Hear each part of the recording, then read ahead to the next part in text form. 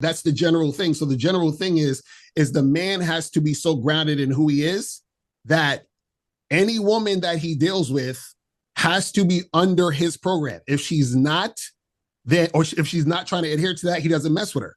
And what I'm saying is, and this is the thing, what I'm saying is it doesn't matter how hot she is. So this is what most guys will do.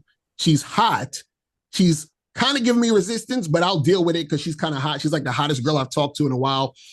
I'll go to dinner instead of drinks. I'll put up with it because I want to get some sex, right? And so what I'm saying is, how about you not put up with it, kick her to the curb, find a woman just as hot or even hotter than her who's going to listen to everything you say. That's all. It's like really simple. I don't understand. And what this is the part I think is funny where. But who have you heard that disagrees with that though? Because that just seems pretty natural. So I'm saying, like, the PUAs would say, well, she's hot, bro. You should pass her shit test. Why are you running away from that? Like, why don't you see what I'm saying? That's the, why don't you, she's giving you last minute resistance. You should just demonstrate more high value. You see what I'm saying? Like, it's the idea of chasing that gets these guys put in a position where the woman sees them as lower. And then the woman sees you as lower, that's going to make her treat you lower. You're talking to some girl, and let me think some shit test. All right, she goes, I normally go for men taller than you. What do you do then? Because here's the thing. When I hear you speak about shit tests, it's like your idea of them and mine is a different thing. When I encounter one, I think, this woman likes me. She's just not 100% sure. This is a subconscious thing that she's throwing my way to see if I'm actually man enough to handle it. Whatever little jab she has thrown at me, I normally go for men taller, or I normally go for men who are younger, older, whatever. Whatever that jab is, that's like the equivalent of, I've got like a tank, a battle tank, whatever, J.J. Abrams battle tank, and you're firing like a little pea shooter at the battle tank. Do what you gotta do. La-di-da, I don't care.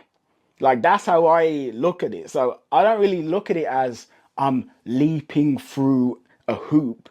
I mean, I guess I could see how you could look at it that way, but I'm just looking at it as like, okay, so here we go. So you're a scared little girl and you want to know if I'm man enough. And this is your little attempt to see, oh, is he actually man enough for me, or is he going to get scared? It's like, yeah, whatever. So I look at it as just something to laugh at. Right. But this is the thing, though. She's not doing it to see if you're man enough. She's doing it because she doesn't like you or is not 100% interested in you. This is what I think the disconnect. Again, she's not doing that because she's trying to test you to see if you're man enough because she likes you. Not consciously. I say subconsciously. No. So this is what I'm saying. No, she's consciously acting that way towards you because she's not highly interested. Because the same girl who's doing that, the same girl who says, well, I usually go for guys taller than me. If a guy she's attracted to has a conversation with her, she will never, ever, ever come out of her mouth to say that. Why? Because she doesn't want to ruin the situation. That's what a lot of you guys don't see. Y'all think that the woman doesn't know what she's doing. She knows exactly. It's like if I'm desperate for a job and this is my dream job, I'm not going to test the potential employer. I know that. Like, I totally understand that the woman who is throwing the test isn't as attracted to you as she could be. I'm well aware of that. For instance, some woman who might test me or test you is probably going to meet Kendrick Lamar and not test him. Like, I get it, right? I know that the more attraction there is, the less likely there is to be a test. What I'm basically saying is that, see, like when that woman says, oh, I normally go for men who are taller, and I go, you're right, I'm your little Napoleon. She's like, oh my God, who is this guy? And then attraction explodes. Mm-hmm. So, and that's what I'm saying. What I'm saying is that there is no exploding attraction. What I'm saying is if you talk, like if you said that and you talk to her, and let's say I started talking and she starts interacting with you, and let's say you got her information, y'all went out or y'all hanged out, all those things, all that means is that she decided to deal with you, even though she's not highly interested in you. Just like, for example, when you meet a girl and you're like, she's cute. She's not like the best looking girl ever, but she's pretty cute. And she's here and I can tell she likes me. I'll have sex with her. But she's looking at you like, she's like, Karen, I want Karen to be my man. You're like, this woman's never going to be my man. I hear what you're saying. That's not how I look at it. So that's what I'm saying. That's how the women do. That's what I'm trying to say. All right. So here's another possibility, right? This is how I look at it. I look at it like, let's say you ever been on like Reddit or whatever, and you're talking to someone, and you have no idea what the hell this person looks like. But then you do a webcam with them, and you're like, oh my, rare, this girl's absolutely gorgeous. I look at passing the shit test more like that, as in, oh, I didn't realize who this man actually was. Now I see. Right, but this is the issue though with that, is that women, they know already. A lot of guys deal with that type of energy. Even myself, like I'll go and talk to a number of different women, and there's going to be women who are going to not want to talk to me, women who are going to be kind of standoffish and all that other stuff. But then there's other women who, soon as I walk up and approach and talk to them, I see all their teeth. They smiling.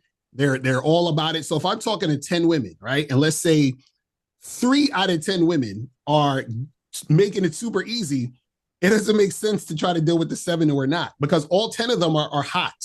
Let's say all 10 of them are hot. They're super hot, attractive. I'm physically attracted to all 10 of them. But there are 3 out of 10 who are making the situation super, super easy and smooth. The other 7 are giving me resistance, making it a hard time.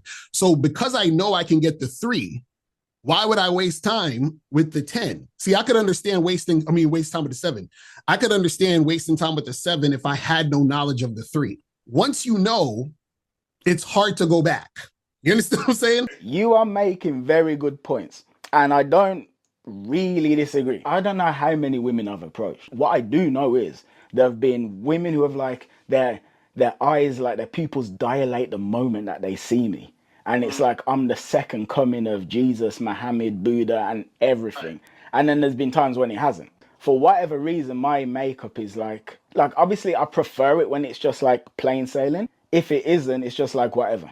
I did an interview with A Blaze like 2 days ago, and he asked me a question, this philosophical question, which I thought was fascinating, and I think it leads on to you as well. So he basically says, when you run game on a girl, are you creating attraction, or are you uncovering latent attraction that was already there? Can you artificially like engender attraction with your personality? And the reason why he asked that is because I was talking about a time when I went to a tantric sex seminar in Bali. And I was there for about 2 days, and there's about 15 men, 15 women. Everyone's gorgeous and sexy, and we're all doing like sexually themed exercises to help us to explore our sexualities. Right. The end of the first day, we do this exercise where all of the women are sitting in a circular table, and every man has to spend 2 minutes having dinner with each woman.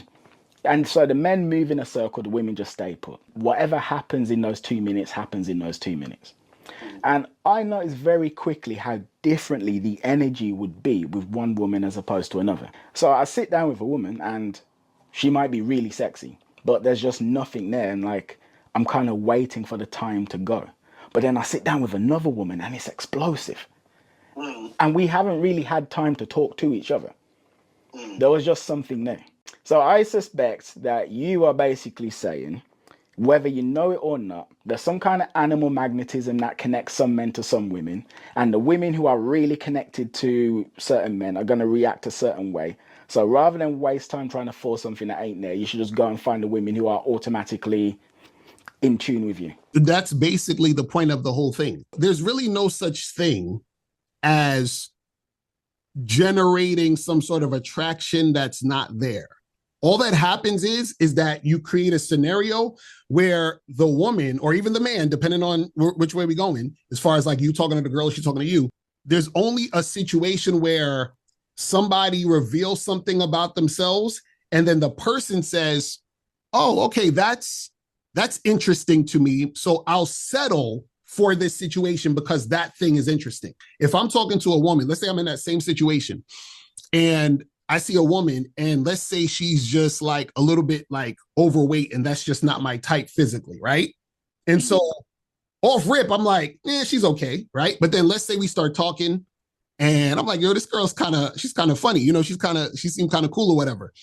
And then let's say she says to me, you know what? I was checking you out from when you first came in, and I just really, really turned on, and I want to take you in the bathroom and like go down on you or something like that. Right now, remember, I'm not really interested in this woman like that. I'm not really that attracted to her. She's okay to me.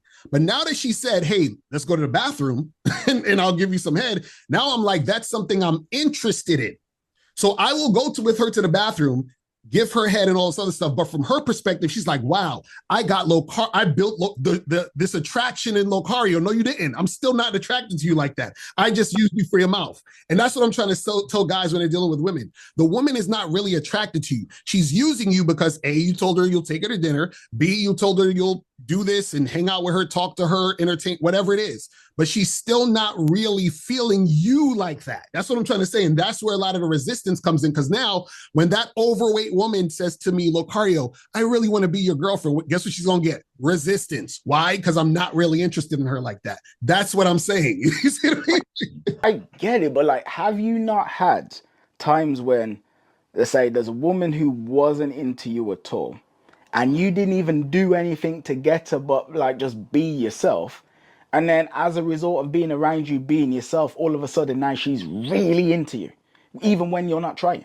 Well, there's one thing, like a woman's not into you at all. That's just no interest. No, I mean, I don't even mean like that. Like, I mean, like for instance, there's been times when, okay, like here's an example. Like, must have been about 10 years ago now. I used to do Airbnb. I used to let out Airbnb property.